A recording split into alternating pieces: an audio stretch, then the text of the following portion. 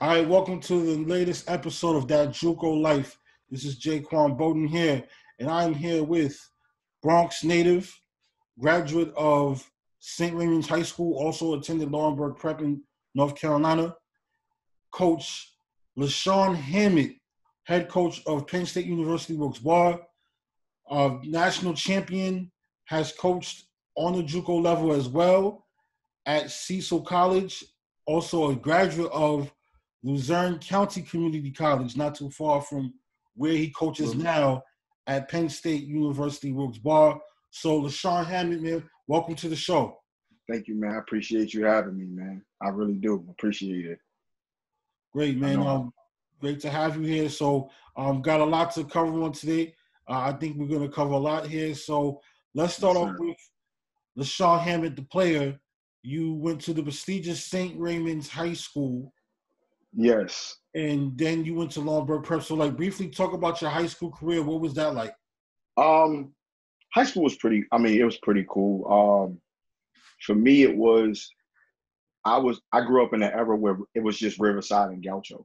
Right. So it was like, when I look at AAU today, I just think about if it was like that when we were out there, playing, would it be like this? But I grew up in an era where if you was a Riverside guy, you went to Rice. If you was a Gauchos guy, you went to St. Ray's. And I kind of got caught up in the shuffle a little bit because I was a Gauchos kid my first few years of, 12, 13, 14. But then when I got like 15, 16, 17, I started playing at Riverside. Coach Bingo was, she's like a father figure to me. So, and Bingo grew up and lived in my neighborhood, Patterson Project. So Bingo was like, I can't see you every day and you're going to be playing with Gauchos. You got to come down to Riverside. Right. So I wound up switching ships and I went to Riverside. And so I started off, I didn't graduate from St. Raymond's. I started off at St. Ray's. And then I went to Laurinburg Prep. And I actually went to Laurinburg Prep because Mike McAway, who was one of the Riverside coaches when I was growing up, but then he had took the job at UC Irvine, the Division I. Okay. He was there for a few years. He had jumped in the prep circle. So at the time, I was kind of like in one of those, I really wasn't one of those political kids. Like I had grew up playing against the Majestic Maps, the Andre Barretts, playing with Kenny Satterfield and Kevin Bell and those guys. And when it was time to go to school, it was pretty much like the best either go here or they go here. And I actually wound up picking St. Raymond's because at the time, being from the Bronx, Cardinal Hayes really wasn't that good. It was pretty much Jamal Mashburn had did his time when I was a little kid, and then you had Ramel Lloyd, who was pretty much that guy. So when I got to St. Raymond's, I actually went to St. Raymond's because of one of my good friends, childhood friends, Eric Harris, had went to St. Raymond's, played at St. Raymond's with Kareem Reed and those guys, and played at Minnesota. So he kind of twisted my arm a little bit to go to St. Ray's and be a part of the coaching. And I was for 2 years, and then I decided just to go to prep school. I just didn't. It wasn't nothing bad about St. Ray's. I just felt like it was pretty much mirroring what I was experiencing in playing at Riverside, where it was like, at Riverside I'm playing with Kenny Satterfield, Kevin Bell, I'm playing with all these good guys, and then I get to St. Raymond's. It's pretty much the same politics to the game. And it was kind of like, I was the Riverside guy at a Gauchos predominant school. Because Majestic Matt was a, Gauchos guy. And, my man, shout out to my man, Carl Nickerson, C. Nick. He was a Gauchos guy, Ernest Brown, and those guys. So I wound up leaving there after a while and going to Laurinburg because Coach Mike McAway was a Riverside guy. And it was me and a few other guys that actually went down there. It was me, a guy named Frank Pfeiffer. He was from Harlem. Courtney Fields, who was a 6'7" point guard at Rice, and Julius Allen, who coaches now at Stevenson High School. Okay. So I went down there and I played at Laurinburg and pretty much made my bones down there. Like Laurinburg, it was pretty much a fresh environment. It was a fresh start, and it was pretty much I was able to just be me and create who I wanted to create. So after that, it was like I went there and I just did my thing and then ended up going to college. Okay, cool. So I think earlier I said you was a graduate, but you actually just went there for 2 years. Yeah. Then went to prep. So Yeah. you had some St. Mary's experience, then went to prep. All right, cool. Yeah. That. So, but it was not. My time was there was dope. I mean, I played with some great players. I mean, Majestic Matt. He's probably still this day one of the really good, like I could say in my top like 10 guys I've ever played with or against. You know, growing up, he was a really solid dude. mm-hmm. Carl Nickerson, I'm still friends with to this day, man. We chop it up all the time. You know what I mean? There was some other guys there. I mean, shit, I played with Ernest Brown, who actually wound up going to JUCO for 2 years and then going to the draft and playing for the Miami Heat. You know, and having a small little segment in the league. So I played with some guys. You know, but it was more or less it just wasn't for me. And as much as it kind of hurt to leave the Bronx because I was leaving everything, my family, I was leaving friends. It was just something that I had to do because it was something I wanted to. I just had a bigger goal. Right. Okay, so let's go into the JUCO career at Luzerne County Community College. What led to you going to Luzerne County Community College? Like, was there like some schools recruiting you? Then you chose the JUCO route, or you just chose it right away? Well, my so originally I qualified out of high school and I had a bunch of Division I's on me. What happened was I wound up having a daughter my last year in prep school, and I wound up just pretty much taking some time off. I took off like 11 months, you know, to kind of like make sure that my daughter was okay. She, you know, we had money. We was all right because I knew that when I went to school, I knew I really wasn't gonna be able to work like that. Right. So one of my good friends is Ant Glover, who played at Rice and also played at St. John's, and he's one of my AAU teammates. Okay. So it's funny because during the time that I was off and I was just working, but I was still playing and stuff, I go to a workout with him out in Queens. And at the time, they had just signed Elijah Ingram, who played at St. Anthony's, and he was like #1 point guard in the country. He was like All-American. And so I'm going out there on the norm, and I'm working out. And we play open gym one day, and I just torch him. You know what I mean? I pretty much give him gas. And Mike Jarvis is there, and Thurman Player, who at the time was he used to be one of my former Riverside coaches, but he was already on the St. John Sands. Coach Thurman. The OG. So, yeah, that's the OG. So Coach Thurman is there, Mike Jarvis is there. I'm giving this guy work, and afterwards it's over. Mike Jarvis, you know, just pulls me over and just asks me, well, "What you gonna do about school?" And I said, "Well, you know, I qualified, but I know I got to go back to school." And he just said, well, "Why don't you go to JUCO for a year, and then we'll bring you in next. You know, we'll bring you in."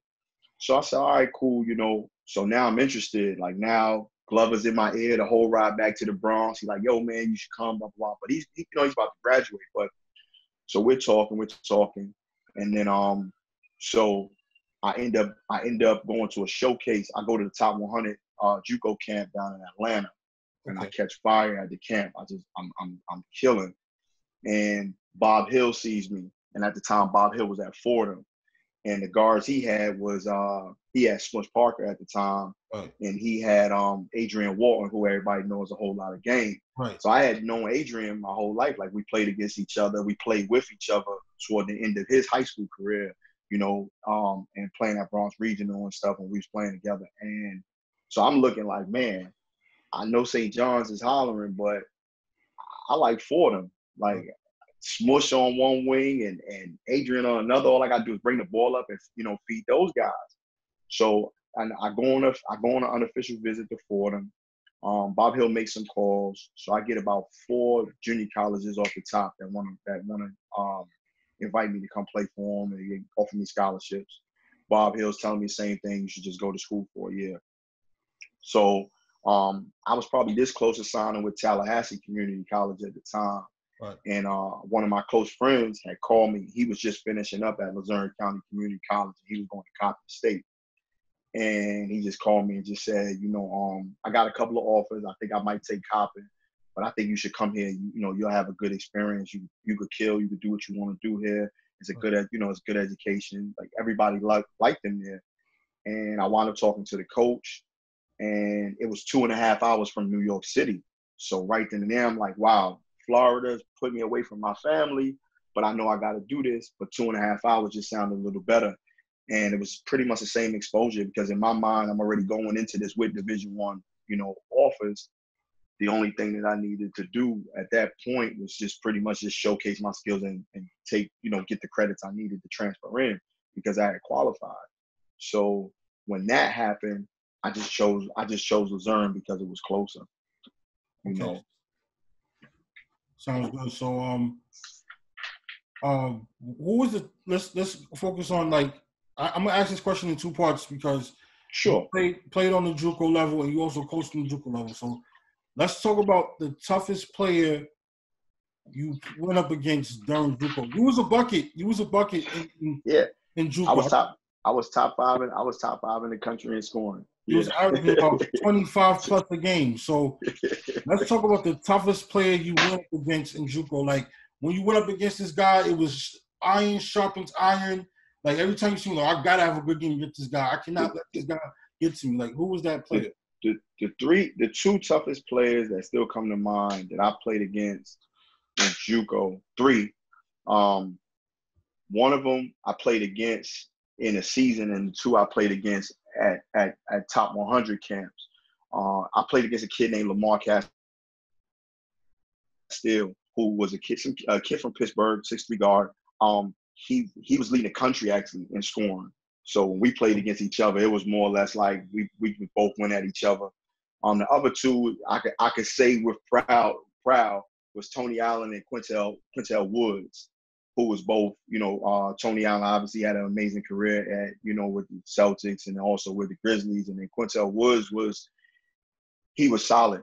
He played at a junior college in Mississippi, and we bumped heads at an All-American camp.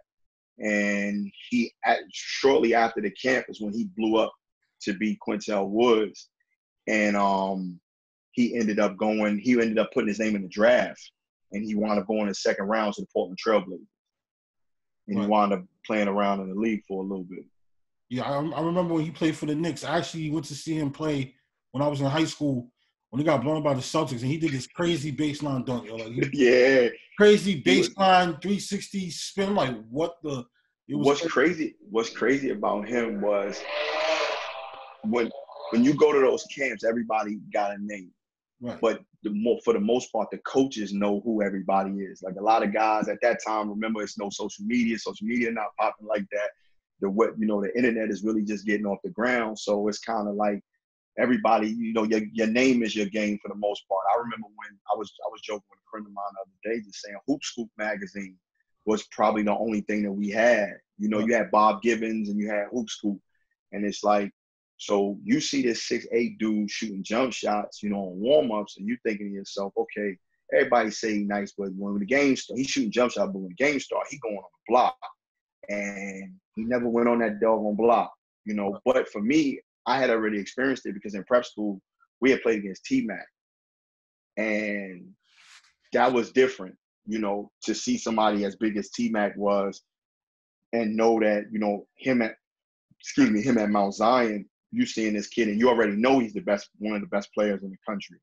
And then he just comes in and he's 6'7", 6'8", and he's playing with it and he's doing all this other stuff. So when I seen Quintel Woods, 5, 6, 7 years later, 5, 6 years later, it's like, all right, well, this dude gonna be different. But he got off the ground for sure. He was when we left that camp, you understood why he was a pro. Right. But it was the same thing with T-Mac. Like when T-Mac, when we played against him when I was at Longburg, you knew going into the game he was Tracy McGrady. But when the game was over, it was like that dude. I could see why they think he's an NBA player. Like you physically seen it. He was just, if this was us, this was him. Like it was just so much of a difference, So I think for me in those, my three, I would say is Quintel Woods, I would say Quintel Woods for sure, Tony Allen for sure, and Lamar Castile. Tony Allen it's crazy because the defensive player that you see in the league is not who I seen in junior college. Like I seen a dude who was getting buckets, who was athletic, who ran his mouth. Like that was only like I didn't see he was going to be one of the best defensive players in the history of the game. Like, you didn't see that. You seen a dude who really could score. So for me, like, those are the best three. You know, but yeah, I was a bucket. I'm still to this day. I check every now and again. I'm still my school's all-time leading scorer. Okay. Yeah, you I got scored to. You got 13. to. I got to make sure nobody took my high score down. 1,325 points in 2 years. Yikes. You know, That's a bucket, straight buckets, man. All right. So he let me go. You graduate from Luzerne County, and then you go into St. Francis, Pennsylvania, Division I. Great career there. You know, just briefly go through how that career was like for you. It was a little different, and it was different because it was you go into a situation where you got your own personal expectations and goals, but it's more of a business. You know, for me, you know, growing up, you know, when like being at St. Raymond's, you seen that it was political to a certain extent. And you seen that, you know, he's got the bigger name, he's gonna be this, that. And then when I went to junior college, it was like, okay, everybody here is on a clean slate.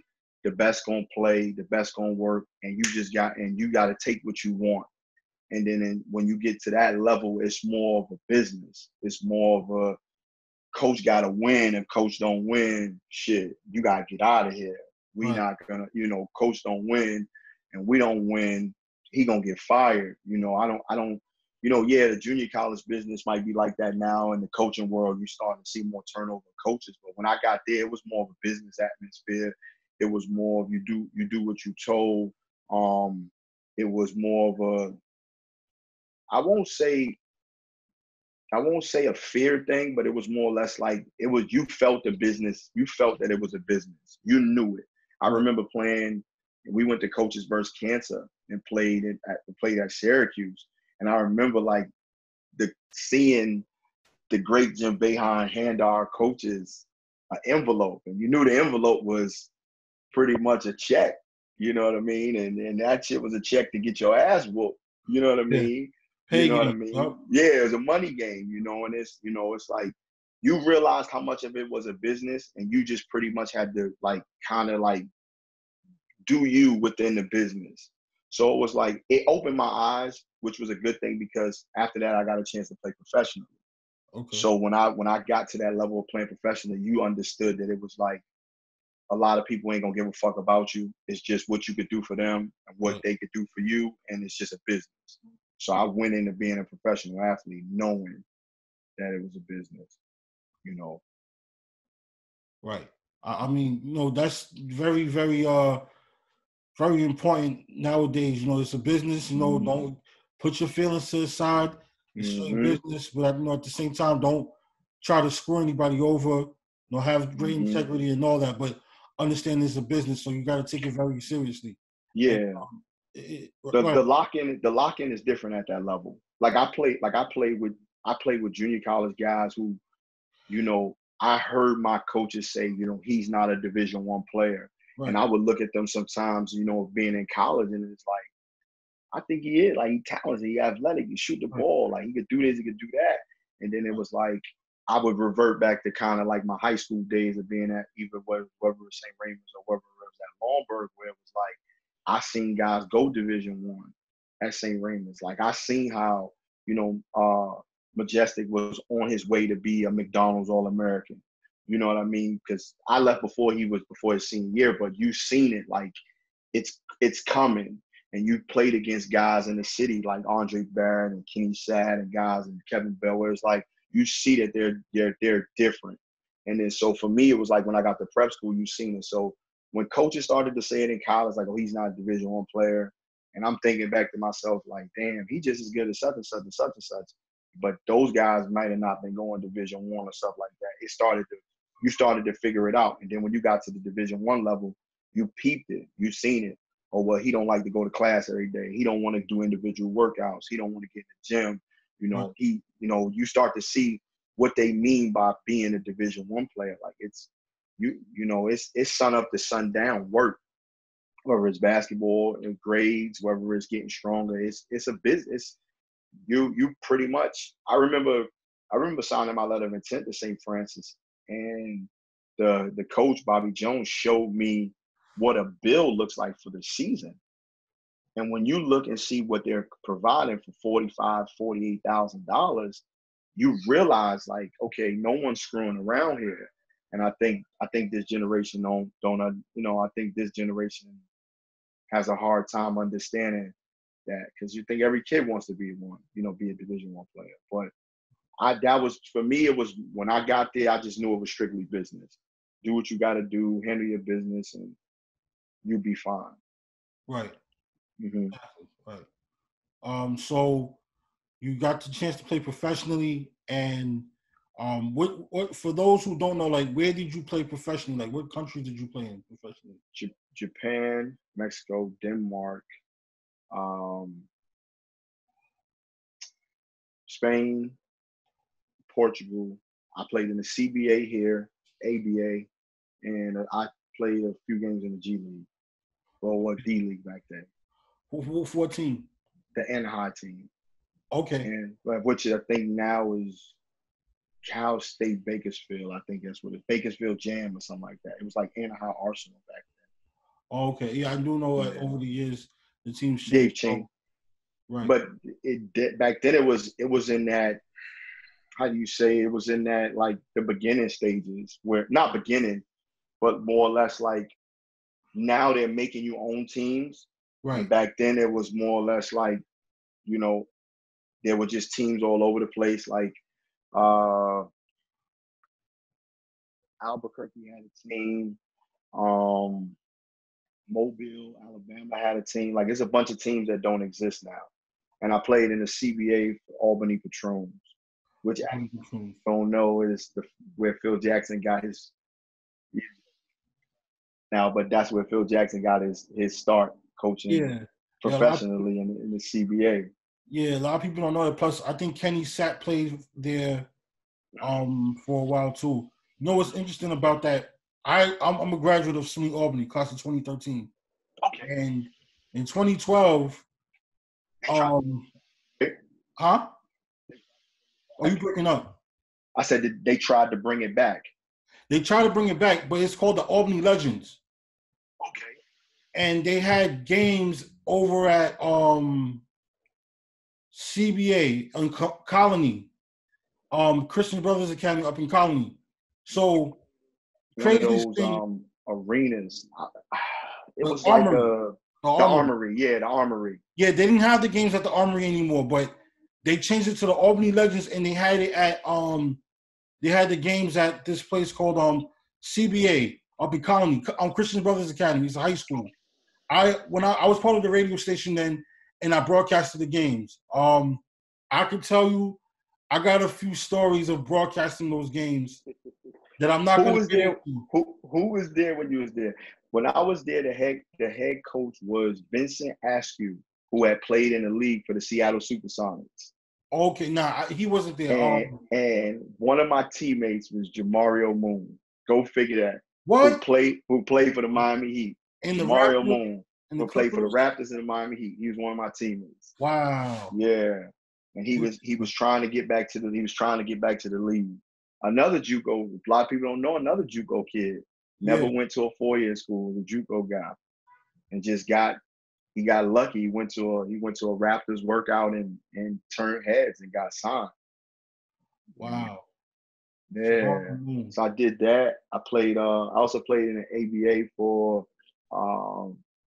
the South Alabama Bounce. And it's in Mobile. It was in Mobile, Alabama. That was a different experience. Because I other than being in Longburg for that long period of time, I had never been in the South like that for a long period of time. But there's a huge difference between being in Longburg and being in Mobile. I mean, because Longburg's like 20, 25 minutes from Fayetteville, so it's not that far, 30 minutes from Fayetteville, depending on how you drive. But Mobile was just a different experience. It's like it's a different Southern experience. I mean, people are nice, but it's different. It's definitely different. Right. Right. Okay. So, great pro career. You went up against you went and played against some guys who are like well known in the NBA now, and I'm hoping that a lot of people who are going to be watching this episode realize that, you know, everybody's path is different, and you know, if you work hard enough and you have a special talent that you do really well, you could definitely end up being part of those three letters, the NBA. Absolutely. You know, it's I talk to my players all the time about it. I think that they're fortunate. This generation that's growing up is fortunate. I mean, I grew up in an era where we didn't grow up with YouTube and Twitter, Instagram, Snapchat. We grew up in an era where Facebook really wasn't around. Like when I remember playing overseas and coming back, and then Facebook started to pop. Yeah. You know, and so it's MySpace was coming toward the end, but not really many people were using it. People were just trying to figure it out. Yeah. But we didn't have this platform. And I think the kids nowadays, there's so many platforms to get your skills and your content out.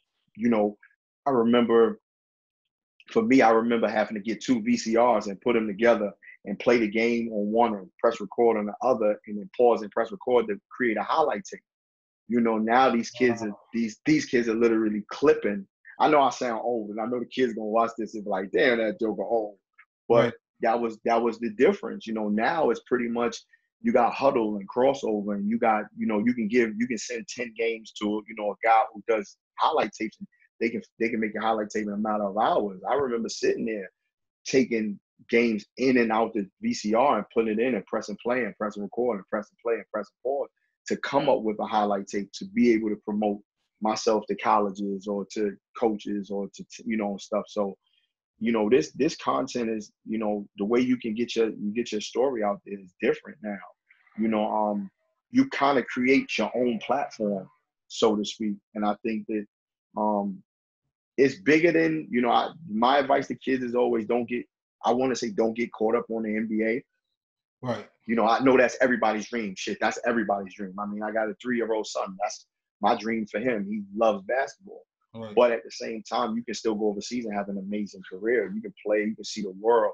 You know, you can see the world from a different lens, because what you see on TV sometimes is not what you see when you get to those countries. Sometimes you're a bigger player here in another country than you'll ever be here in the States. You know, you might just be, you do play in the NBA, you might be a role player where you go to, you know, a country and you're pretty much on billboards everywhere, and you're on the bus, and you're, you know, people looking at you like you're LeBron of that town you play in, versus being here and just being a guy who's never going to get off the bench, you know. So obviously there's a money difference. If you can go make millions, you know, go make the millions. But, you know, I try to tell guys, don't get stuck on it. You know, shoot for the stars. If you end up in the clouds somewhere, you're still okay. You know? Right. I mean, so, you know. Sounds amazing. So let's move on to your coaching career at Cecil College. Yes, sir. You won on that level. You won regional championships. You made it far into the NJCAA tournament. So let's go focus on that for this segment. Now getting into coaching at Cecil was different. One, when I first started playing, I didn't have any thoughts of even being a coach. It was more or less, I did some camps. I went to my former university. I went to my former college. I started, you know, networking with coaches and talking about, you know, different things. I remember going to a camp out down south somewhere with some coaches, doing camps with kids. And we started sitting around and we talking about ball screens and how you guard this and how was it like in this country or that country. And guys like, you know, you don't want to get into coaching. And it's like, nah, not me. You know, I just thought about all the coaches like, I don't want to get into coaching. And I started getting calls from coaches to be an assistant coach and, hey, you know, join my staff. And a buddy of mine called me out the blue one day and just said, hey, Cecil College is opened up. I'm like, really? And I had remembered them from damn near 10 years, 11 years before. Right. I was like, yeah, I remember them when I was in college. Like, they was tough. Like, you know, they're a pretty good program. They won. Didn't they win it national championship years ago? And he was like, yeah, they did. And he was like, they're looking for a coach. So I had kind of hesitated at first because I just didn't know what to expect, from when I played to when, that era what was coming up. I was like, shit, I don't, I'm kind of disconnected. At least in my mind, that's what I thought. Right. And then when I sat down and I talked to some of my friends and I talked to some of the guys that were still playing professionally playing, it was like, dude, the JUCO life doesn't change. It's exactly the way we lived in JUCO. Nothing's changed. You just gonna have to you bring your own flavor to it because you played. So I wound up picking up the phone. I did a phone interview, and then we did it face to face. And like a day and a half later, I got a call and I got the job. It was dope. I mean, Cecil College at the time was kind of like the Kentucky, Duke, Kansas, North Carolina JUCO, especially as a Division II JUCO. Everybody, they were a team that was ranked every year, whether it was at the bottom or wherever they were ranked. Guys were going Division I, II. The kids were scholarship kids. And then what we did, as a coaching staff is we just came in and we kind of just put our own spin on it. And I sat down with the coaches. I sat down with some of my players because we only returned like 3 or 4 players when I took over the job. Right. And I just talked to them about what was the most important to them, coming in. Because at this time, to be honest, I had never been a head coach. So I'm pretty much everything is like, trial by fire. And they pretty much was like, yo, I want to go D1. I want to graduate. I want to go Division I. Right. Division I player. And instantly I was like, okay, cool. And what made Cecil and our run at Cecil so special was because we made it players first. Every kid that we went out and got was kids that pretty much were either talented, they had a dream of playing at a high level, and we seen that they were skilled and good enough to play at a high level, or they were like Division I transfers that kind of went to that level, and it just didn't work out for whatever reason, whether it was wrong fit, coaching change, they weren't good enough to be at the level they were, and they needed to transfer down. So what we did was we pretty much created an environment where it was all about exposure. At that time, we just did things, and I say this from my standpoint. I know you talk to a lot of junior college coaches. It's the same way I do. Is we did more for our players in that 3-year span that I was there in junior college than probably any other program. We made media guides. We were doing this when we were signing guys. We were sending our guys information to hundreds and hundreds of Division I coaches. We're on the phone calling Division I coaches because I hired a staff of guys that had, prep experience and coaching experience, and we all used our contacts in the business to get the kids as much exposure as possible. And we did a lot of, preseason, we did a lot of open gyms. I mean, we would have 20, 30 Division I coaches, Division II coaches in the gym at one time, literally just watching our guys. Like we gave our guys maximum exposure. And our first year, we make it deep in the national tournament. We beat the number 1 team in the country at Division II. It was like 28-0. We make a nice run in the national tournament, but then 4 guys on our team go Division I, and 3 guys that are returning get offers right on the spot from Division I's. Right. So now we got 6 or 7 guys committed and offered by Division I's. It kind of just opened the door for everything to change for us. Then we just started getting kids that probably would have never, obviously there's a difference between Division I, Division II JUCO, but we started getting kids that was like higher level kids. And we just continued to just build the brand of just exposure. And we use Cecil's name because Cecil was a really good program. The head coach that was there, he before a couple of head coaches before me was that pretty much laid down the foundation of Cecil's history, was at Northwestern State as an assistant coach, which is a Division I down in Louisiana. And the athletic director at Durham was the assistant coach on that national championship team staff. So I picked his brain every day. I mean, I was in his office, and much respect to Ed Durham because he gave me the freedom to think how I wanted to think and bring things into fruition. If I sat in this man's office probably every day and literally just said, hey, I got a crazy idea. and I picked his brain, much respect to Ed. I mean, I came into the business not knowing much from that side of it. And I just took in my perspective of what junior college was for me. I wanted a coach that was gonna invest in my career as much as I wanted my career. And that's what we did for the kids. I mean, we picked up the phone and called schools. We picked up the phone and we got coaches in the gym. And it just became so much of a brand that we started to get top tier players. I mean, we won over close to 60 games in 3 years. We had 2 guys lead the country in assists. We had I think 4 or 5 All-Americans. We had 11 guys Division I, 12 guys Division II. I think 2 guys go with NAI. Like we really put together a lot of exposure, and and what was crazy was I was just getting the hang of social media, because I was always a no social media guy. So when I got to Cecil, like we started to do things on social media. We started to put the name out there, but we were constantly picking up the phone. It wasn't like some JUCOs where they want you to score points and they want you to win before they'll pick up the phone and call for you, or just hope that people are watching on the NJCAA website. We went above and beyond that. We were calling the Division I's and the Division II's and saying, hey, you got to get down here to an open gym. Check these guys out, and getting guys driving guys to unofficial visits so they could see the school and they could get the exposure. And it worked out for us. I mean, we had some solid guys, and we actually had the number 2 junior college player in the country my 3rd year there, Obinion Olika, who winds up playing at Arizona State. And he was a kid who he had schools. And because we had him and we publicized it and we helped him graduate, we started getting more schools coming in. And sometimes schools would come in and, look at him, but see other guys they like, or know other guys in the Division I business that needed a guy like one of the guys on the floor, and we'll pick up the phone. And we put our players first. We graduated our players.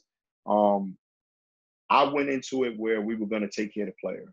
We were going to make sure that the players got to their dreams. Now, obviously, some kids wanted to go Division I that didn't, but they went to school for free, and that was one of the things that we were trying to push for, was to make sure the kids went to the level they deserved to be at, and tried to make sure that everybody got their dream.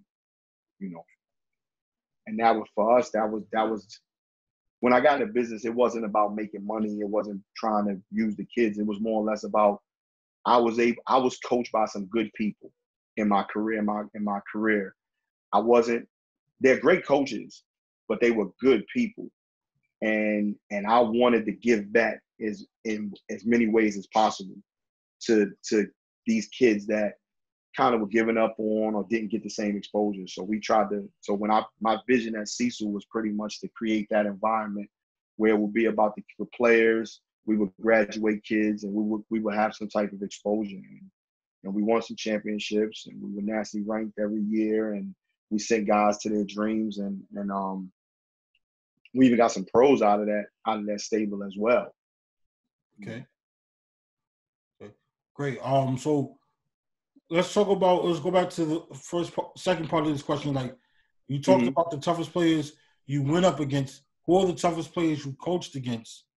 You can be specific, or talk about at your time at Cecil or your time at Penn State Wilkes-Barre, which you're gonna touch on next. My top three players I've coached against. Well, for Wilkes-Barre, I know who they are. It's Dustin Sleever, who was a 6'8" kid that was at a Division II school.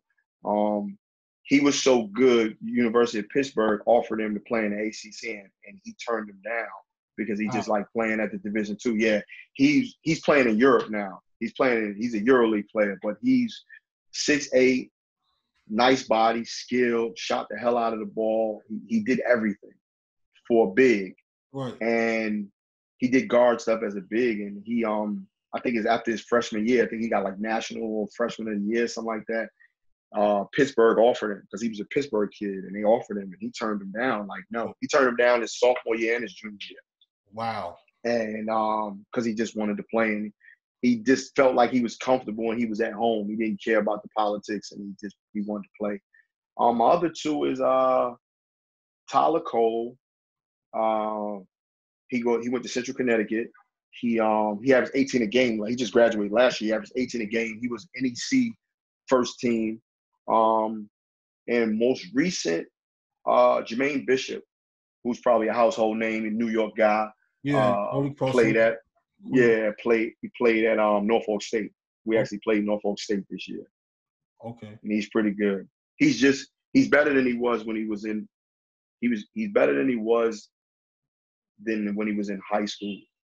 And, you know, and at St. Louis, he's definitely a complete player now. Right. Oh wow. I mean, so those are some tough names right there. So let's go into the current chapter right now. Penn State Wilkes-Barre. You already had much success sending tons of players to Division I while at Cecil. Also sending kids to the pros as well, making sure, you know, a lot of kids that you coach went into the pros. And the same thing is kind of happening right now at Penn State Wilkes-Barre. And you got yourself a national championship. I got national championship with it. Let's see that ring. Yes. Yeah, I got national championship. So, yes, sir. Talk about how did the job at Penn State Wilkes-Barre come about, and, you know, of course, discuss one of your greatest moments winning that national championship.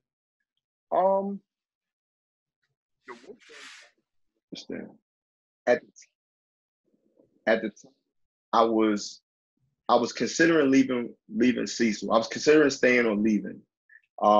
I had talked to a few schools, a few coaches that was pretty much interested in me taking Division I assistant coaching job. And being in the Division I assistant, or I kind of consult with the same group of people, my mentors, basketball guys in the business, on what did I want to do. And a couple of guys said to me, you know, well, JUCO is good. You know, you got to move. It's time to move up. At some point, you're having success. You got to move up.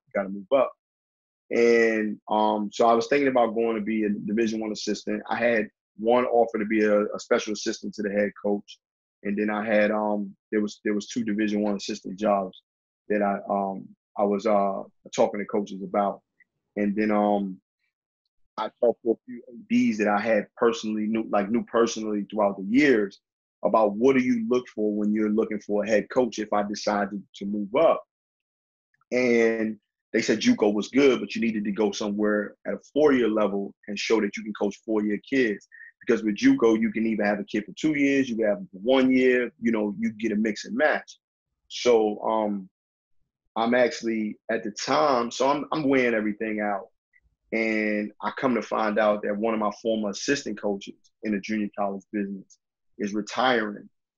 And so I call him out the blue and I'm saying, hey, you know, I heard you retiring and you know, from coaching, you know, he was at a 4-year, you know, what are you going to do? Right. He said, hey, I became the athletic director at Penn State Wilkes-Barre.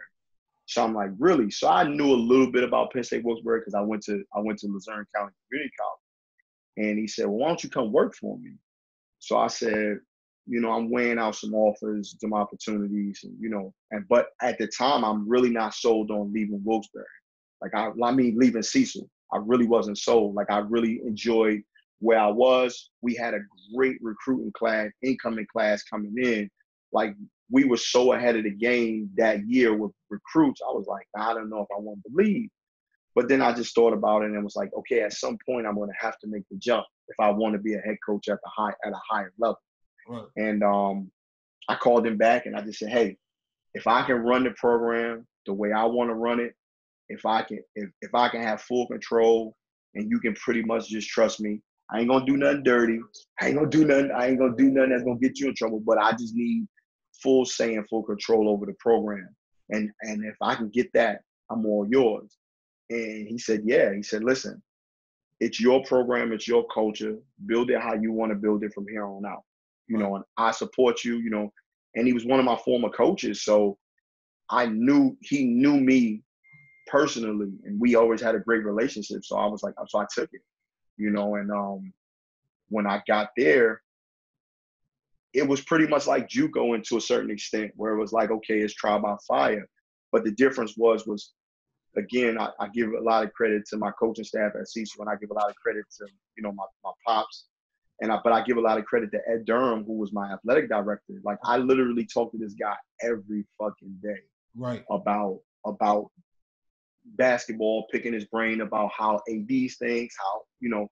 So when I got there, it just instantly hit me. Okay, we're gonna, you know, obviously I was building a program from the ground up, so we needed to go get JUCO players. right. We needed to go get some JUCO players, some transfers, some guys with some experience. We'll bring in some freshmen to sit and learn and keep their mouth closed and learn, and some JUCO guys and some transfers who actually can get it done at this level. And what happened was I ended up kind of flipping it. And when I say flipping it, meaning at Cecil, the goal was to make guys go Division I or Division II. And at Wilkes-Barre, I was like, you know what? Let's see if we can get some guys that can graduate from here, have top talent, and let's see if we can help, if I can use my contacts and help them go overseas. And then everything kind of just got off the ground just like that. And we started to have success and instant success. I mean, some of the transfer guys we took were big, were real big. Right. You know, but we relied on a lot of JUCOs and transfers when we first built the program. Right. And I know that's definitely a huge trend. There's been a trend forever. Like, I remember being in college and seeing guys transfer from JUCO to UAlbany, and like that kind of helped Will Brown, who's a former JUCO head coach himself, get back into the NCAA tournament and compete at the highest level in the America East. So, you know, when I tell people, you know, they shouldn't look down on JUCO, because, you know, let's talk about, you know, how recruiting is now. JUCO players will probably get considered before they go to the high school kids. So it's just the transfer portal, then there's the JUCO transfers, then there's the high school kids. So that's another reason why a lot of high school kids shouldn't hold out on offers. And that's what, I mean, this is not my message. This has been the same message that's been repeated all along. Everybody has said it. So, yeah. So what you just said. Right.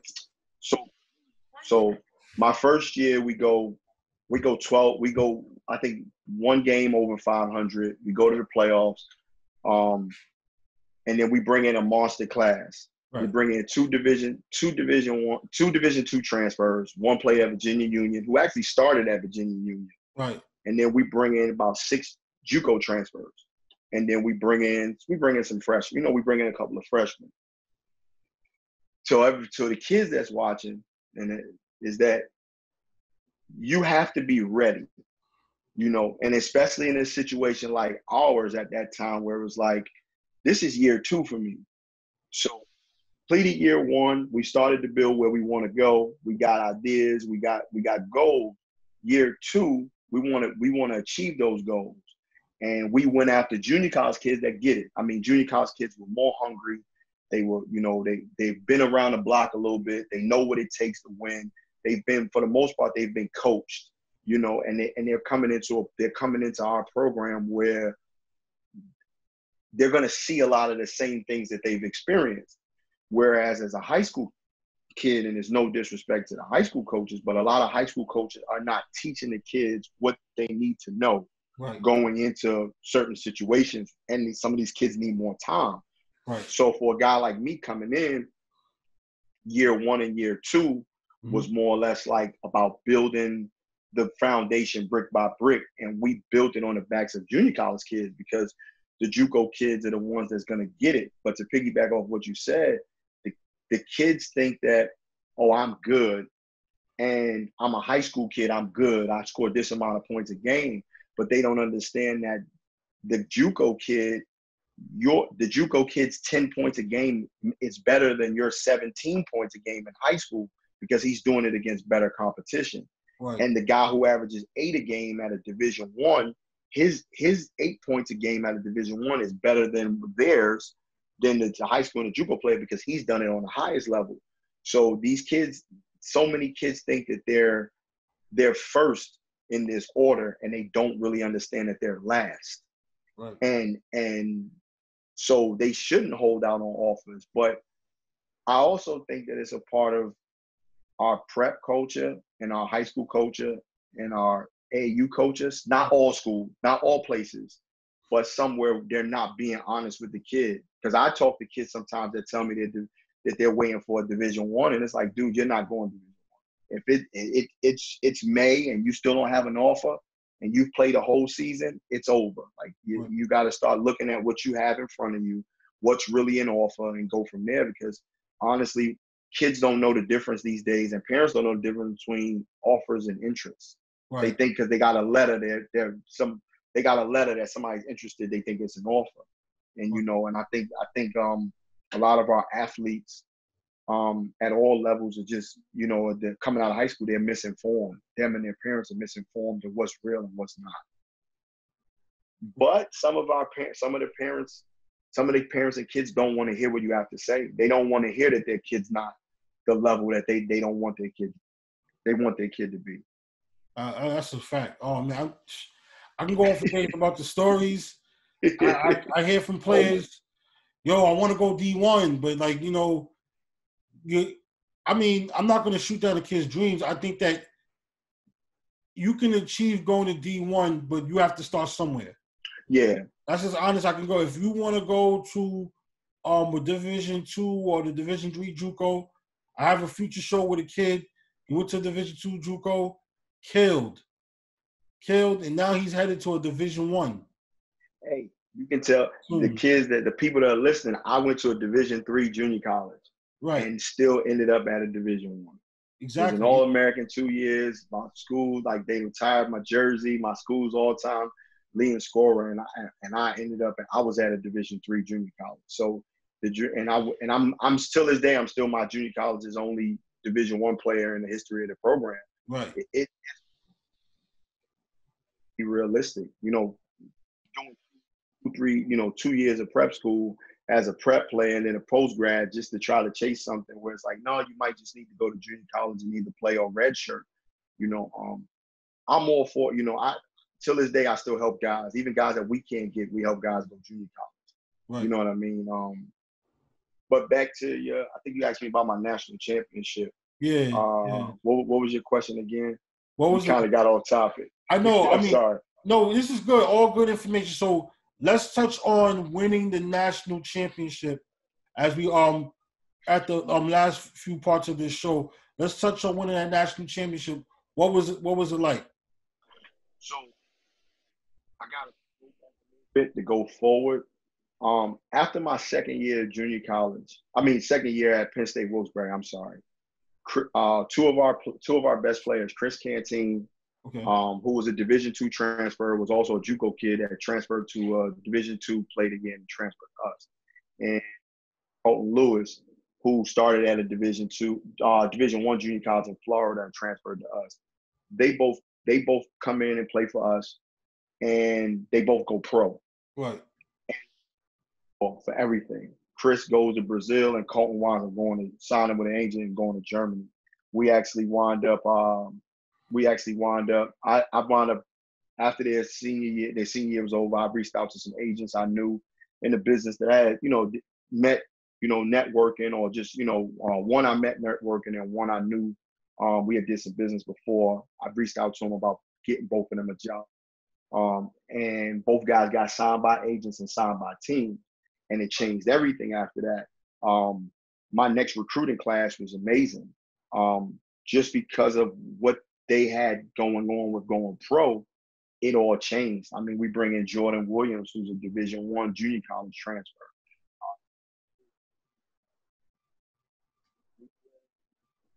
5 junior college transfers and 3 Division II transfers.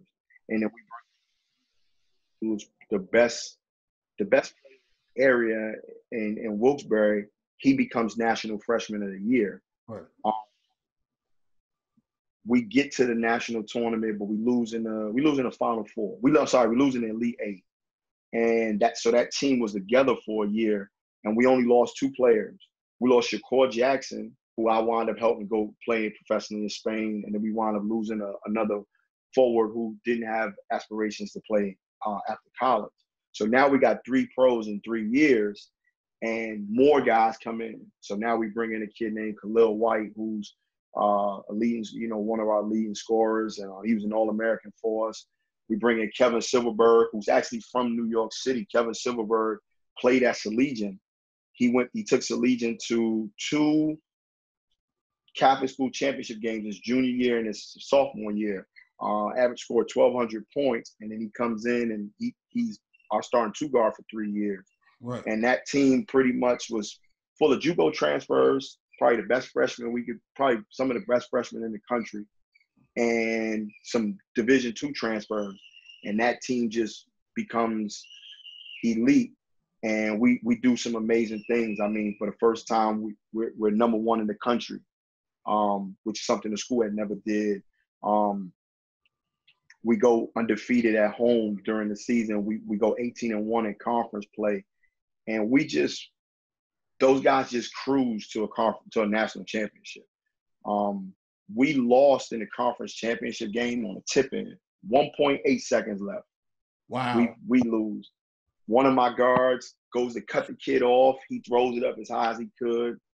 My big tries to block it, and the ball goes over the rim. The guy that tried to block it, his man is standing on the other side, and he like volleyball touches it. And the shit hits the backboard and goes in. And we lose with 1.8 seconds left in the damn game, the conference championship.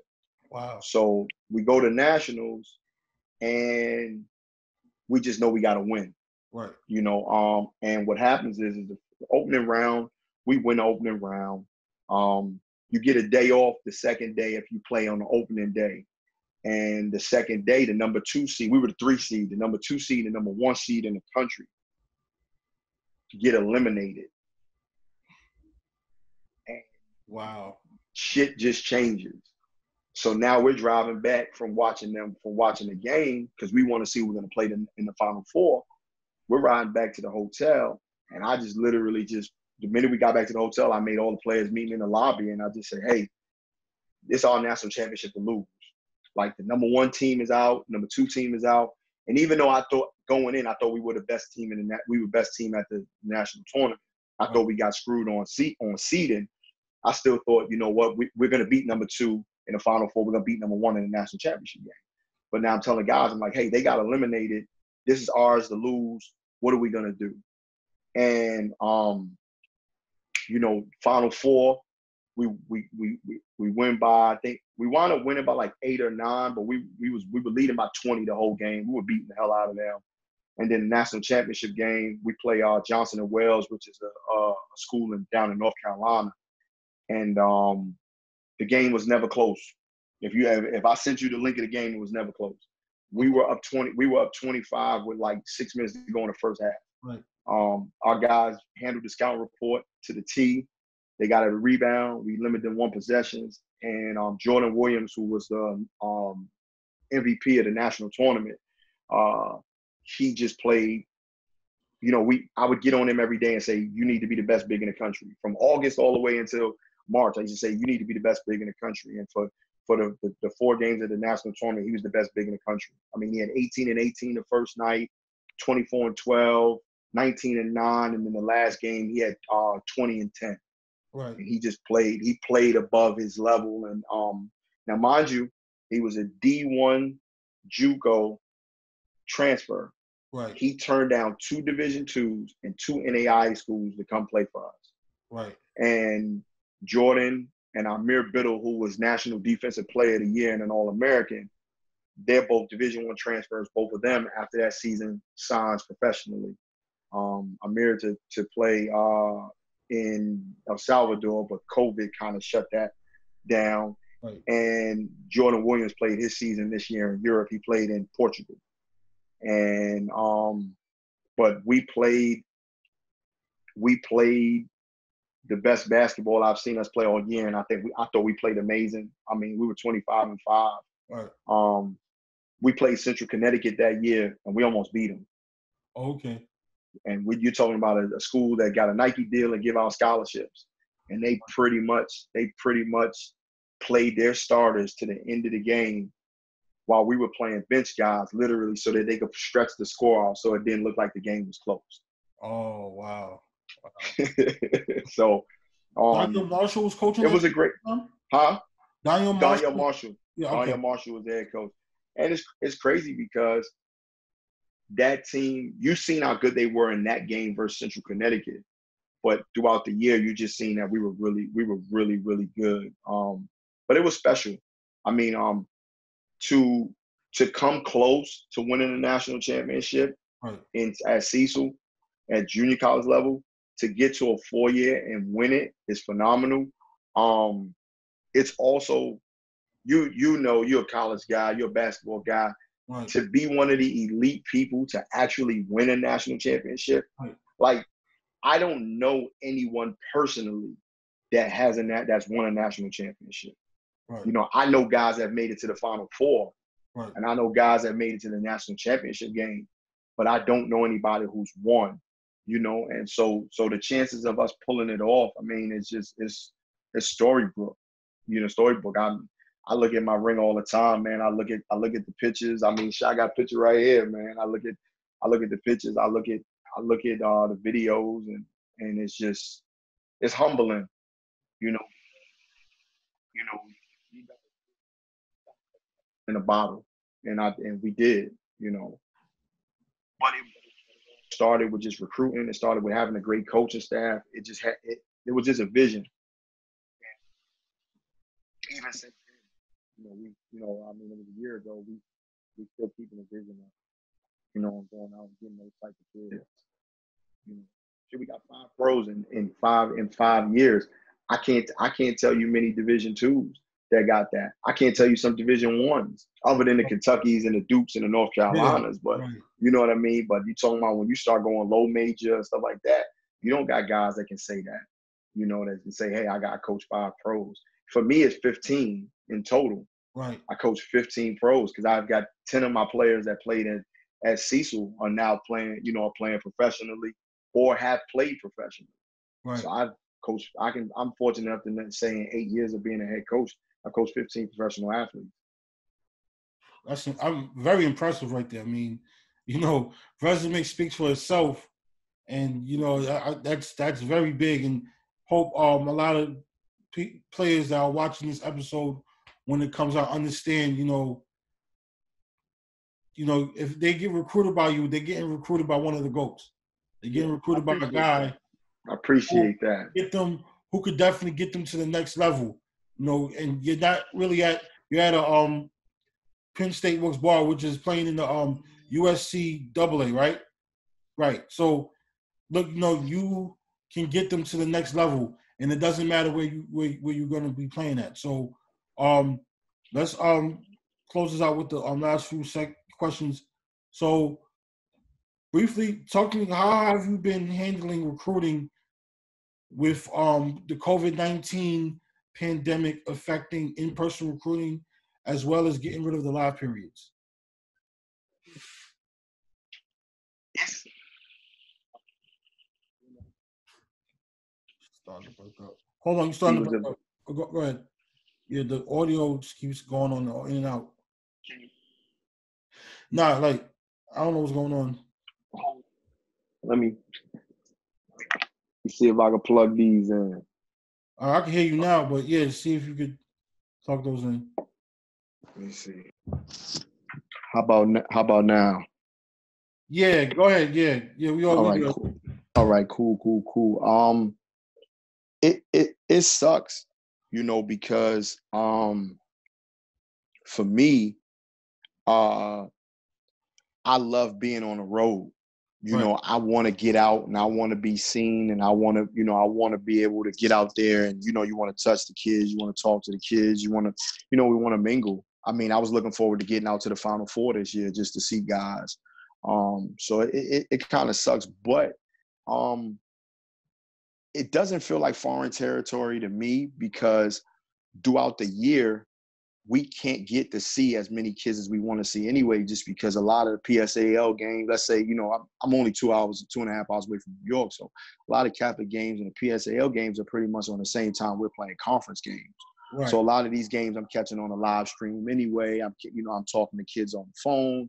We'll try to catch, we'll probably catch more practices than we do games.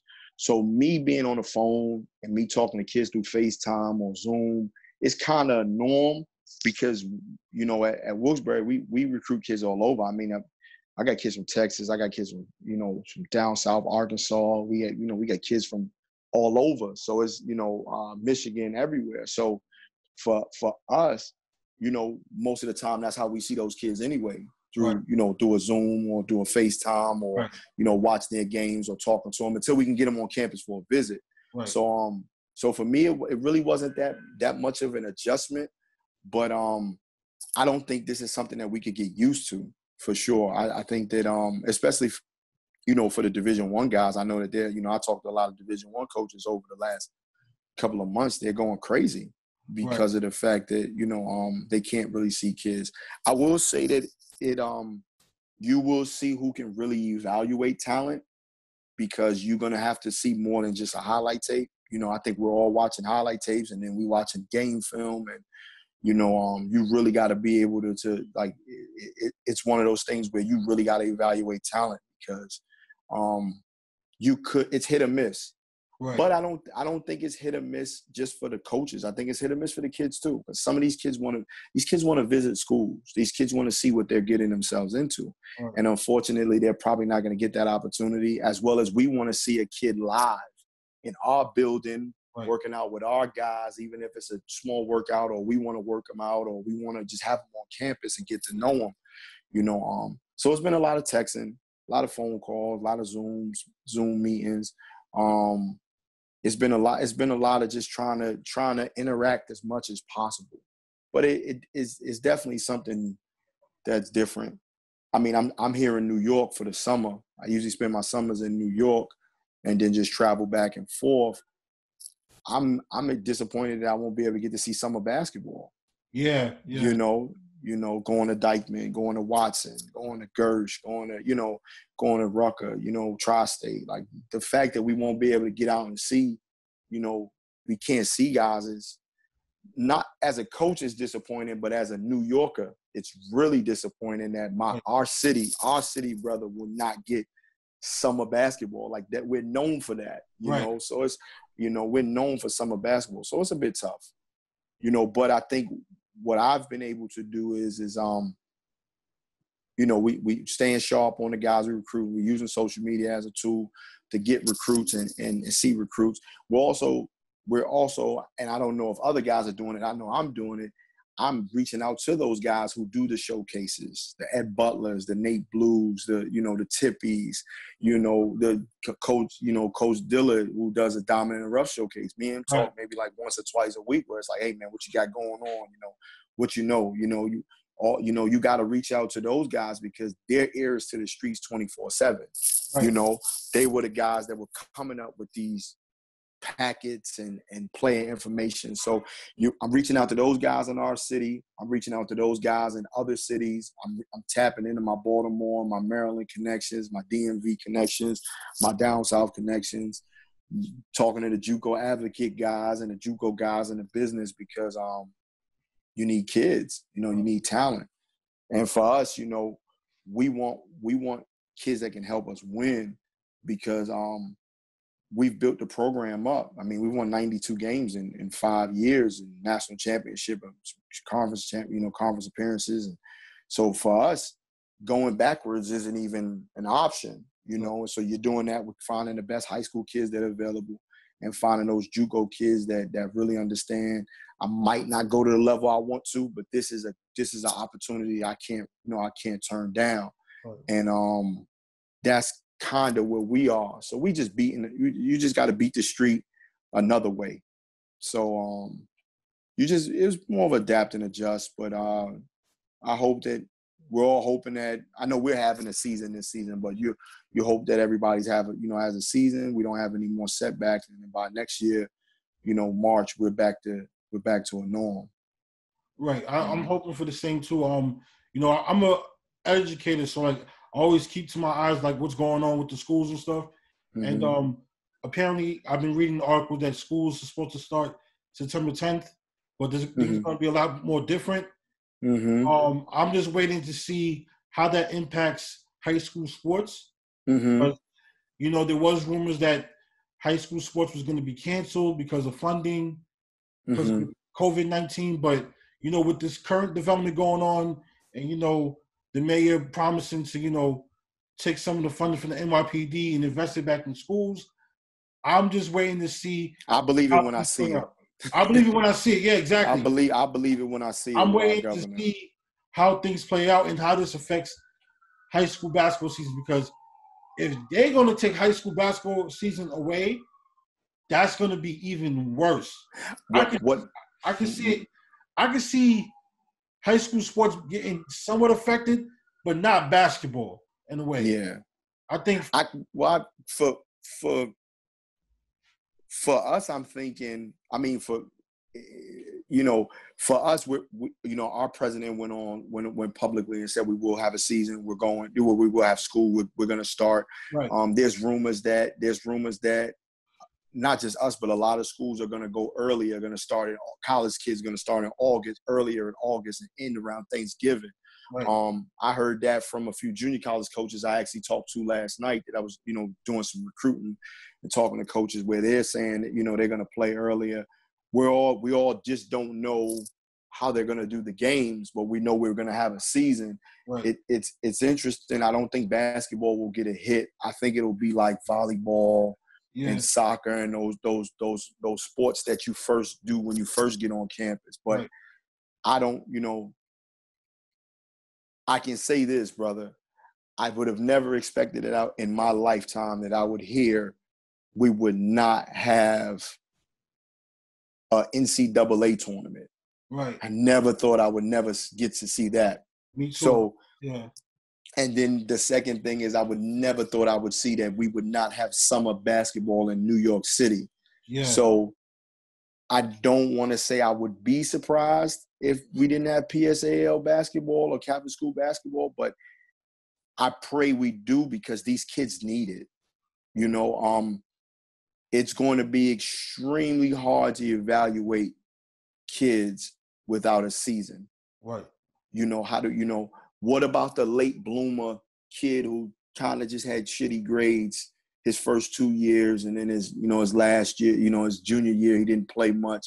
And now his senior year, he just has an amazing summer. Right. And now this was going to be the year he got his bone. He makes his bones in the basketball world. Right. He doesn't get that.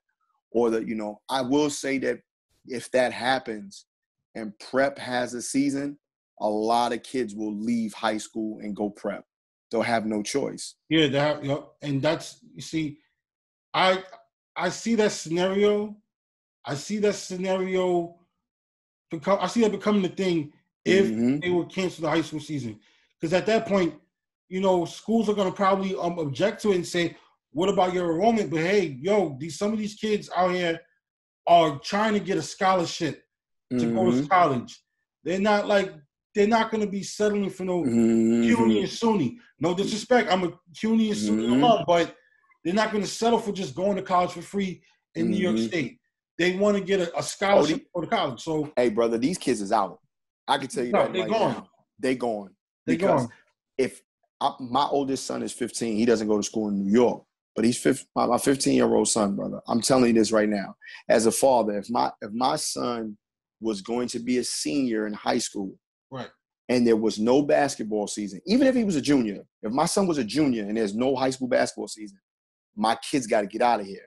Reason being, as a junior, my son didn't get a chance to play AAU basketball this summer. So he's behind on exposure. Right. There's no way that he's not gonna play until next year. That's not gonna happen. Right. My son has got to I've got to find my son the prep school, the right prep school for him to go to, because the one thing about prep schools, you got the NEPSAC and you got some good leagues, but those are governed by high academic people that are going to make the best decision. Right. But a lot of these other prep schools out here are governed by nobody. It's pretty much whatever funding they get, they funnel it back into their sports programs.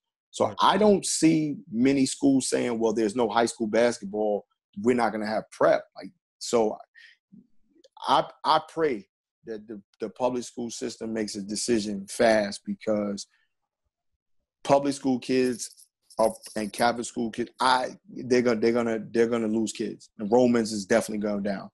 A lot of kids, the only thing that's keeping them going is having athletics, Right. even if it's not basketball. Football players. How do they've got to figure it out. Yeah, definitely. We got problems, or our city has problems. It definitely, like, think about the kids who won't be, if this was to come true, think about the kids who won't be able to leave and go to prep.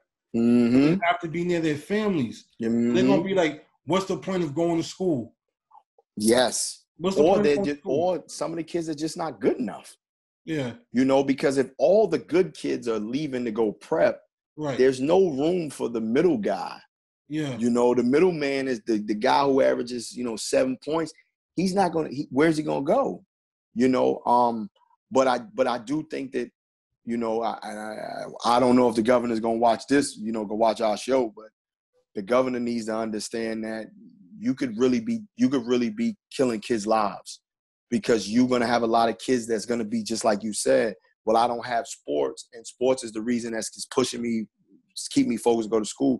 Now I'm going to say screw school, I'm going to get in the streets, or maybe not in the streets, maybe he's going to say screw school and I'm going to get a job. Yeah. Or now or the kid that decides, that's a great student that decides, okay, I'm going to stay in high school and I'm just going to go this year, but he's not motivated. So now his grades drop. Right. And, so it's they've got to figure it out. I do know that there's a few universities and there's a few junior colleges in the world that have folded already. Right. You've got some solid programs in Ohio, that have literally said, we're not going to have a program. I know some Division IIIs that have said, we're not going to have a program this year. So, what are those kids doing? I've talked to a few kids that are transferring from schools that literally just folded their programs. Right. So, I mean, this is scary. This is scary. Right.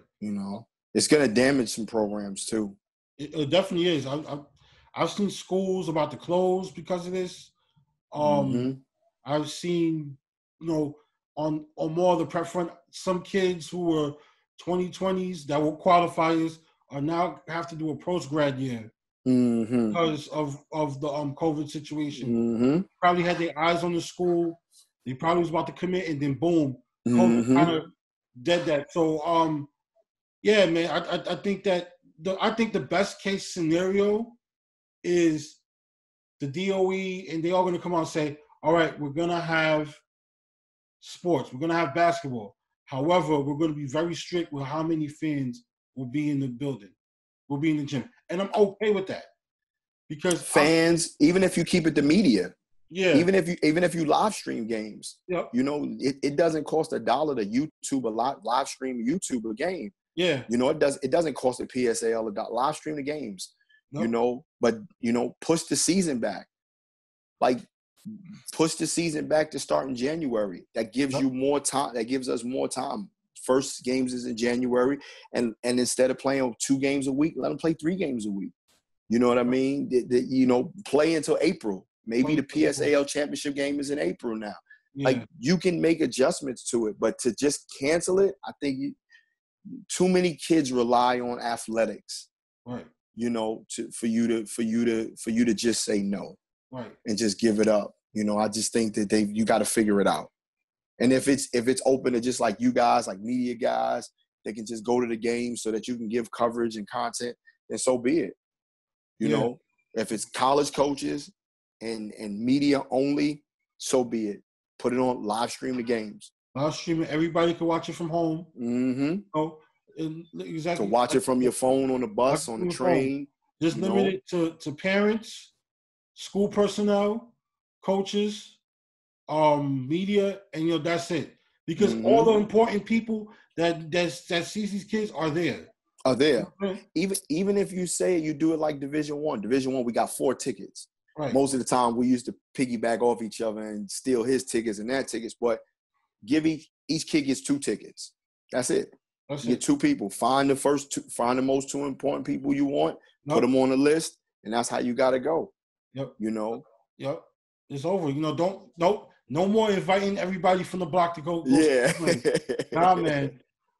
And I think that with that, the leagues can invest in streaming services like Local Live is big now. I know they do mostly Westchester games, but Local Live could be booming, and they can improve their infrastructure and bring MSG back. I'm older than you.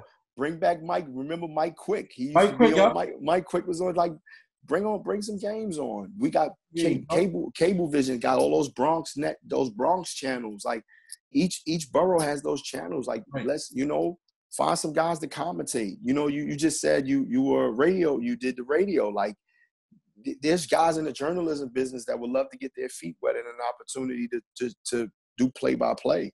And yeah, we have it. We have the local stations for it. We have people like I know people. I know shout out to Bobby C from Hoops in the Sun.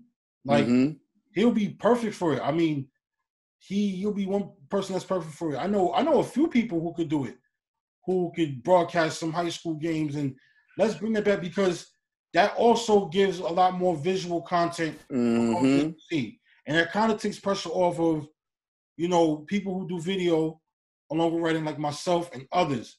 So there's always something out there. So let's close this out because I got 2 more. I got a lot of things to do after this thing. But our final question of this show is, what advice do you have for the youth going forward? Like anybody, from kids who right now who are looking for a school, who are like about to graduate, to kids who are about to go in high school and like got to know the ins and outs of getting recruited by schools of any level. What is the advice you have for them? My first thing I would say to kids is don't turn any schools down. Right. Every school is an option until it's not an option, till you make your final decision. If you want the coaches to be honest with you, you have to be honest with the coaches. Right. The next thing would be is go where probably the most important thing I can say is go where you're wanted. Go where coach wants you, the coach that gives you the most attention, the coach that calls you the most, that texts you the most, that's checking on you, that you see a connection. You go to the place where someone actually sees you as more than just a player. They see you as a part of their family. They see you as someone that you're seen as someone that they really, really want. Because a lot of kids want to go places because it just seems cool. It's nice. I get a lot of sneakers. I get a lot of bags. They play on ESPN, blah, blah, blah. But that coach is not checking for them the way other coaches is checking for them and calling for them and texting and trying to get in touch with them. So go where you want it. That's where you want. Where you're wanted is where you need to be. Right. Get level out of your head because you can make it to be whatever you want at any level. Kids stop thinking that you got to go Division I to be a pro, because there are pros at Division II, Division III, and small colleges. You pros. I coach 15 guys that are pros. Right. 8 of my 15 guys did not play Division I basketball. So it is able to go. Go somewhere where the degree holds a lot of weight, because the ball is not always going to bounce. For me, it bounced until I was 30, 31. Right. It's not going to bounce forever. You still got to get to 80, 90 years old. So go where you want it. Go where they like you. Go where you're going to be able to make an impact. Be able to take the good and the bad. You can't always hear what you want to hear. You got to hear the bad. because the bad will turn you into a better player. When you just want to hear the good, you're not going to make it, because eventually your bad is going to catch up to you and it's going to bite you in your ass. Right. For the kids going into high school, work hard. The school part is very important. You know, a lot of kids just, you know, they don't understand how important going to school is. You know, your 9th and 10th and 11th grade years are the most important, because when colleges are looking at your transcripts, they are looking to see what you did over those 3 years. Right. And your 11th grade year holds a lot of weight. What you did in college is because you want to go to college, that 12th grade year. But those first 3 years, they hold a lot of weight for you getting accepted to a school. Take the SAT as many times as you can. If you can find somewhere to get pre-SAT, you know, testing or to learn the SAT, take it. You know, push yourself. You know, you are to the kids going into high school is create goals every year, every 6 months, of what kind of player you want to be, what kind of student you want to be. Don't get caught up in where everybody else is going and what everybody else is doing. You know, be your own person. You know, the ones that are great in basketball, they pretty much is those are the guys that separate themselves. The greats separate themselves. There's no great player that's the same as everybody else. Right. So you don't got to go to the same school, or you don't got to go to this school or that school because this guy went there. Create your own lane. You know, I love Ja Morant for that. You know, he could have went to any big time Division I program, but he chose to go to Murray State. You know, and there's more like him. Like, just be okay with being different. Right. But those are the main things. I mean, for the kids, just definitely for the JUCO kids is. And for a JUCO kid, you want to go to a program where you're going to play, you're going to make an impact, and the last 2 years is going to be the best 2 years of your career. Right. You know, the first 2 years of JUCO, you're literally playing to get that perfect school. Right. So make sure that school is the perfect school. You never want to be a JUCO kid that transfers somewhere, and then after a year, you're transferring again because you only got 1 year to play. Right. You know, so – you know, take advantage of the fact of listening to everybody, weighing everything out, ask the hard questions, and be willing to embrace some of the answers that you don't want to hear. But for the JUCO guys, you don't have 4 years like the high school guy.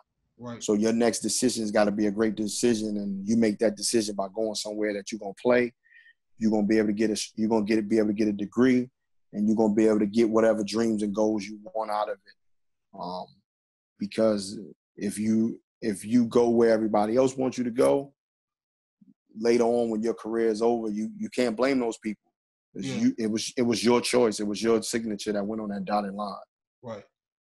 So. Right. Oh, man, those are some gems right there, man. Great gems dropped there by our guest, Coach. Stop running to prep school. Take your ass, go red shirt in a junior college. Yeah, I mean, if you know, you can't average 5 points a game at a prep school and tell me you're going prep to go higher. Take your ass to a junior college, sit out for a year, get stronger, get better, and then play. Right. You know. That's facts right there. That's facts right there. Oh man, I'm tired of seeing that. It's a great. I think that if I would say I've met kids who are in situations where they were put into that school because they already are committed to a school in a way, but they're just there for that year until they get ready for that school. So, or SAT situation. A lot of people don't know that they're there because they already have their eyes set on the school in Division I, but they just trying to get that SAT score. So it's like, let me go. I had this conversation with Dillard the other day. We were on the phone, we were talking, and I said to Dillard, I said, listen, I'm not against prep. I'm a prep kid. I did 2 years at a prep school. Right. And I could have did a post-grad year, but I just chose not to. Right. My 15-year-old son only goes to prep in 3 situations. He's 40, 50, 60 points off on the SAT. Yep. And we need him to take it again, and we ran out of time, so he's got to go to prep school. My son has some offers, and someone says, hey, I can't take you in class of 2020, but I can take you in class of 2021. Can you go to prep school for a year? We're going to sign you in November. Yeah. You can commit to us now. That's another one. Yeah. The third one is a little tricky, but if I know that my son needs to go to a bigger school that has more exposure and he has all the grades and everything else already intact, that we're just literally playing 1 year for exposure. Right. I'm not sending my son to prep school if my son is a Division III player and Right. all he has is Division III offers. I'm not chasing that ghost. If my son is a Division II player and he has 5 Division II offers and no Division I offers, what's the point of me sending him to prep school? Now, people argue with me, and I'm pretty sure people are going to see this and argue with me. And they're going to argue at the screen. But my son has 5 Division II offers. Why the hell am I making him go Division I to get something that's not there? Apparently, if he's got 5 Division II offers, this is the level that my son belongs on. Right. So we're not gonna swing for the fence next to go prep, and then next year my son has no Division I offers, and now he has no Division II offers, and now he goes down to Division III. But what's happening in prep is some of these kids think, well, I only got Division III offers. I'm not a Division III player, so I'm going to prep school, and then end up at the same level that they literally just came from as far as recruiting. Right. And they're now $10,000 in debt because they spent all this money to go to prep school. Right. You know what I mean? So to me, prep school is an investment. I was blessed enough that, knock on wood, I didn't have to pay to go to prep school. Right. But prep school is an investment. And a lot of these schools are $20,000, $30,000, $40,000, and maybe they'll give you a little break because of financial assistance or scholarships, but it got to make sense.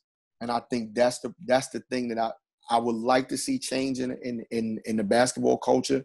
Right. Is that our coaches at those levels sit kids down and say, hey, baby, you're not a Division II player. You're not a Division I player. These are your offers, and I think you need to take this because next year you might not have none. Now, granted, you do have those kids that were Division II players, and maybe next year he gets a Division I scholarship. Yeah. The question is, does he play there for a year and end up transferring down anyway? Or does he play there and does all 4 years? I was one of those guys. Listen, we sent 11 guys Division I, 12 guys Division II. I told guys a lot of times, hey, baby, you're not no Division I player. Like, we done had 40, 50, 60 Division I coaches in the gym.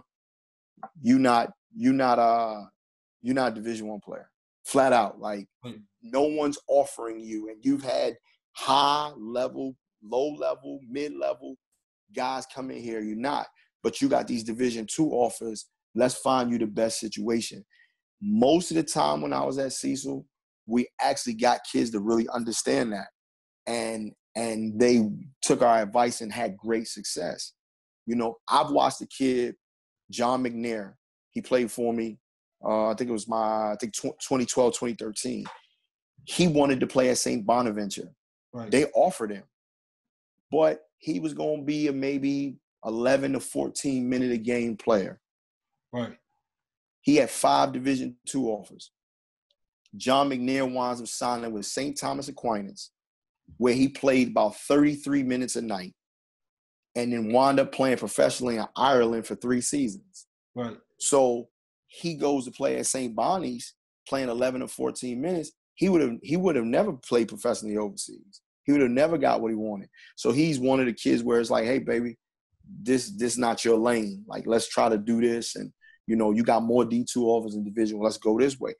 And I think that our coaches, I would love to see our coaches be honest with these kids and stop telling them what they want to hear just to keep them in junior college or just to keep them where they at. You know, a lot of coaches say that they for the kids, they want to see the kids succeed, but they really don't. They just want to see the kids succeed as long as they could profit or benefit off of it. And I think that that's, you're doing a disservice to the kid, because if your brand is supposed to be helping the kids and then it coming back in full circle, it's not going to come back full circle if you don't do right by the kids.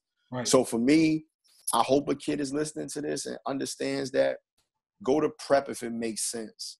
Don't put your family in financial debt to take out money to pay for you to go to prep school because you just don't want to run from your level. If you're not a Division III player, go to fucking Division III and kill everybody.